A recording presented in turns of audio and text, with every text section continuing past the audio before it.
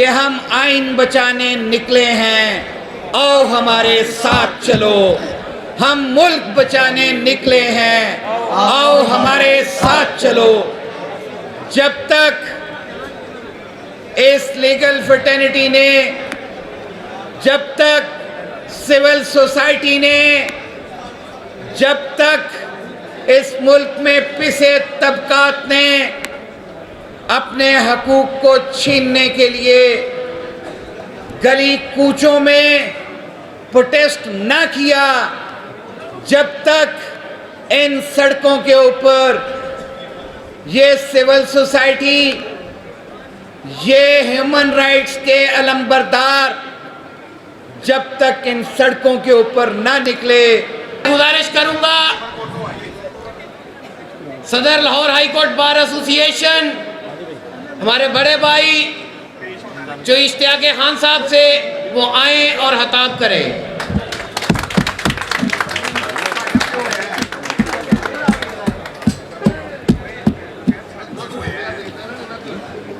बिस्मिल्लाहिर्रहमानिर्रहीम। सदर Lahore bar association Rana इंतज़ार हुसैन और उनकी कैबिनेट, लाहौर बार के गजूर वकला बहन भाइयों, अस्सलाम वालेकुम।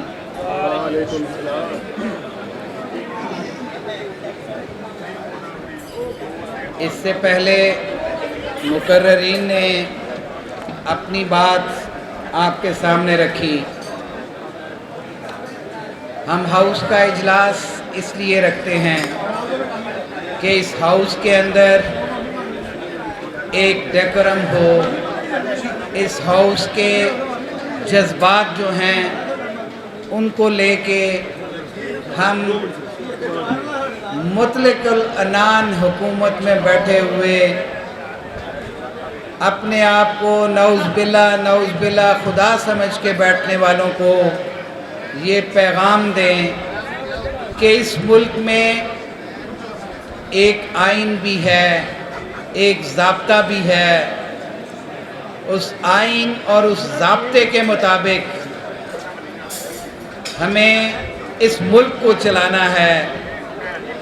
जब तक हम अपने कानून और आइन की पासदारी नहीं करेंगे, तब तक ना ये मुल्क तरक्की कर सकता है, ना ये कौम आगे जा सकती है, और ना किसी के बुनियादी हुकूक जो हैं उनकी हिफाजत की जा सकती है। फेडरेशन को यकजान करने वाली एक किताब है। इस मुल्क के फेडरेटिंग यूनिट को यकजान करने वाली एक किताब है जिसे आईने पाकिस्तान कहा जाता है। उस आईने पाकिस्तान के अंदर इस मुल्क में बसने वाले लोगों के बुनियादी हुकूक की ज़मानत दी गई है। जब उन बुनियादी हुकूक को सलब किया जाता है, जब उन आइन के अंदर दिए गए बुनियादी हुकूकों की पामाली की जाती है, तो फिर ये काला कोट अपना अनरिटन कॉन्स्टिट्यूशन जो इनके दिलों में बसता है, अनरिटन ओथ जो इनके दिलों ने तस्लीम किया हुआ है, उस ओथ की पासदारी करते हुए हम मौजूदा रिप्रेजेंटेटिव आपकी अदालत में होते हैं। जो फैसला हाउस करता है, फिर हम उस हाउस के फैसलों की पाबंदी करते हैं। मुल्की हालात जिस तरफ चले गए हैं, मुआशी बहरान जिस हद तक पैदा हो चुका है, जिस तरह से मासूम लोगों को पाबंदे सलासल किया गया है, जिस तरह से एक पार्टी से ताल्लुक़ रखने वाले लोगों को पाबंदे सलासल किया गया है, वो आइन के आर्टिकल 17 की वायलेशन की जा रही है। जिस तरह जुबानों पे ताले लगाए जा रहे हैं, जिस तरह मीडिया की आज़ादी को सलब किया गया है। मुझे याद है 2007 की वो तहरीक कि यहाँ वकला के बैठने के लिए जगह नहीं हुआ करती थी, इतने कैमरे यहाँ पे नस्ब होते थे, इतने मीडिया के लोग यहाँ पे मौजूद होते थे। लेकिन आज जिस तरह से मीडिया पे एक मार्शल लॉ लगा दिया गया है, जैसे सहाफ़ियों की जुबानबंदी कर दी गई है, जैसे सहाफ़ियों पे जुल्म और तशद्दुद किया जा रहा है, उसकी मिसाल आज से पहले कभी नहीं मिलती है। दोस्तों, आज का ये हाउस अपनी उस करारदाद के ऊपर कायम और दायम खड़ा है कि जिसके अंदर ये रिजॉल्व किया गया था कि हम आइन बचाने निकले हैं, आओ हमारे साथ चलो। हम मुल्क बचाने निकले हैं, आओ हमारे साथ चलो।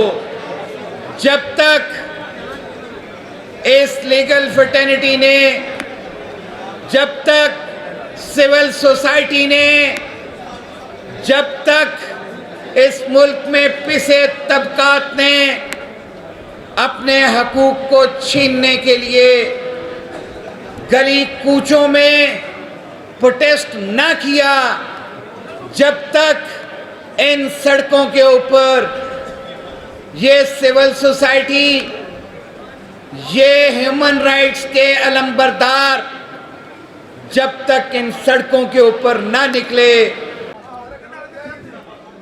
बिस्मिल्लाहिर्रहमानिर्रहीम। सबसे पहले मैं तमाम वकला को ईद मिलादुन नबी की मुबारकबाद देता हूँ। मैं खुशकिस्मत हूँ, मेरे 2 बेटे और एक बेटी की वलादत भी 12 रबीउल अव्वल की है। मैं खुशकिस्मत हूँ उन लोगों में से। दोस्तों, हम बात करते हैं, जैसे आवाज़ आई थी रूल ऑफ लॉ की, पाकिस्तान की हर तहरीक जो चली है वो इस बार रूम से चली है। ये बात ज़हन में रखिए वकला, आप नौजवानों ने तहरीकें चलाई, हमारे बड़ों ने तहरीकें चलाई हैं। जब चौधरी इफ्तिखार का मसला बना, जब उसको निकाल दिया तो हम एक डिक्टेटर मुशर्रफ से टकरा गए थे। याद है सबको? काजी फैज़ साहब, तुम भी याद रखो, अगर तुमने आइन की पासदारी ना की, जिस तरह डिक्टेटर ने निकाला था इसको, चौधरी इफ्तिखार को, और हमने उसको लाके कुर्सी पे बिठाया था, हम आपको उठा के तुम्हारे घर पहुंचा देंगे। जिसे में रखना, आपको आईन पाकिस्तान की पासदारी के लिए फैसले करने होंगे। आपको किसी पीडीएम का हिस्सा नहीं बनने देंगे। ये आज फौजी अदालतें बनी हुई हैं। कहता था कि ये क्योंकि प्रोसीजर बिल आ गया है, मैं इस बेंच पे नहीं बैठूंगा। और किस कानून के तहत तुमने बेंच बनाए हैं? अभी तक प्रोसीजर बिल का फैसला नहीं आया। और अनपढ़ों से तो बात करो और भूनतारड़ से बात करो जो करनी है, हमसे मत करो। हम कानूनदान हैं, हम इंसाफ की बात करें। और काजी फैजी साहब, तूने बेंच किस कानून के तहत बनाए? क्यों उस दिन बेंच से उठ गए थे?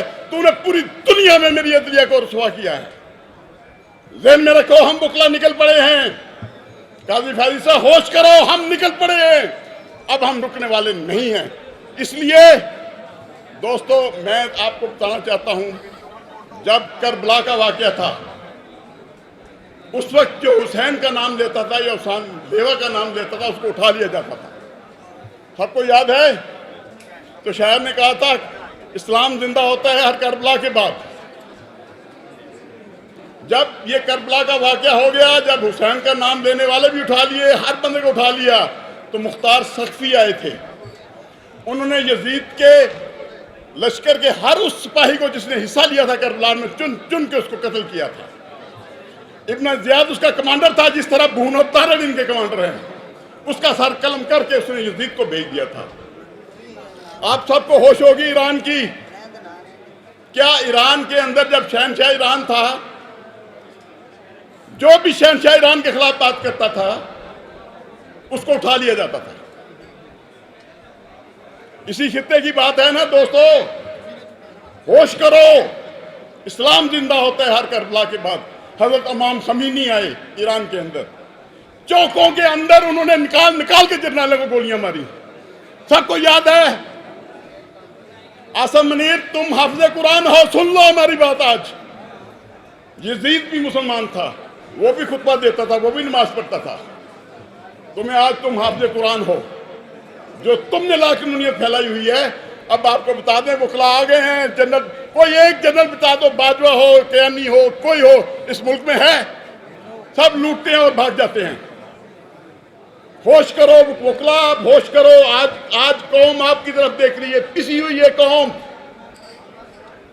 अब वक्त आ गया हमारा भी, ईरान की तरह, करबला के वाक़े की बात की तरह, अब हमें कुर्बानियां देनी होंगी। और ये लोग फौजी तो अपने घर की हिफाजत नहीं कर सकते, कोर कमांडर हाउस की हिफाजत नहीं कर पाए अपने घर की, और क्या हमारी तुम्हारी क्या हिफाजत करेंगे? आज इरादा कर लो, हम वकला ने इनका कंटोनमेंट और इनके डिफेंस और इनका जो है अदारे, उनकी हिफाजत हमने करनी है। हम तैयार हैं, और तनख्वाह लेके पलने वालों, हमारे पैसों से हम तैयार हैं आपकी हिफाजत के लिए। तो आप नहीं कर सकते अपनी हिफाजत को, लेकिन एक ही गुजारिश करेंगे, आईने पाकिस्तान, दस्तूर पाकिस्तान पे अमल करना होगा। अगर आप नहीं करोगे, अब आप साहब वकील भाइयों, एक जरूरी बात करना चाहता हूं, जरा गौर से सुनो। ये फौजी अदालतों वाला कानून साबका हुकूमत बना के गई है, सबको पता साबका हुकूमत ने बनाया। साबका वजीर कानून कौन था उसका? आजम तारड़ था ना। और क्यों डरते हो उससे? और पटवारी का बच्चा है, अरबों रुपए के उसके सासे हैं, क्यों डरते हो उससे?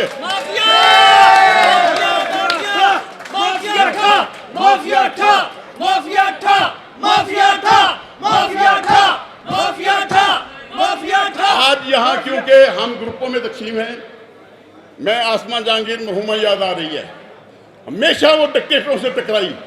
आज उसकी रूह तड़प रही है कि उसके वारिस क्या कर रहे हैं, ये भून और तारक क्या कर रहे हैं। और दोस्तों होश करो, इस मुल्क को हमने बचाना है, भून तारक ने नहीं। मैं आपको साफ बता दूं, अगर यही सूरत-ए-हाल रही, अगर अवाम पिस रही है तो आप वकील भी पिस जाओगे। हम 1971 के हालात नहीं बनने देंगे, बता दें। बॉर्डर वालों सुन लो हमारी बात, हम निकल पड़े हैं। वो दिन याद करो 2007 और 2008 को, आपकी गाड़ियां पब्लिक प्लेस में नहीं आ सकती थी, कहीं हम आपको बैरकों में ना धकेल दें। आईने पाकिस्तान पे चलो, रूल ऑफ लॉ की बात करो, रूल ऑफ लॉ के लिए हम लड़ते रहेंगे। वकला एक बात ध्यान में रखें, अपने अंदर से ब्लैक शीप, काली भेड़ा और भून तारण को कटोगे तो जियोगे। वकला जिंदा है ना, जिंदा हो जाओ, डरने की जरूरत नहीं है। मैं माफी चाहूंगा आसमान जहांगीर ग्रुप के, इसलिए कि उसकी रूह तड़प रही है। ये जो फौजी कानून बनाया इन्होंने, ये भून और तारण कानून बनाने वाले, इनको अपनी बात से सदर साहब निकालना होगा। इश्तियाक साहब आपको भी निकालना होगा इनको अपनी बातों से, इन काली भेड़ों को निकालना होगा। नहीं निकालोगे तो फिर हम आपके पीछे हैं। खुदा हाफिज। वार के गद्दारों को एक धक्का और दो, वार के गद्दारों को एक धक्का और दो, वार के गद्दारों को एक धक्का और दो। मैंने पिछले हाउस में भी एक गुजारिश की थी कि मेरी बात यकीनन कायदीन को बुरी लगती है,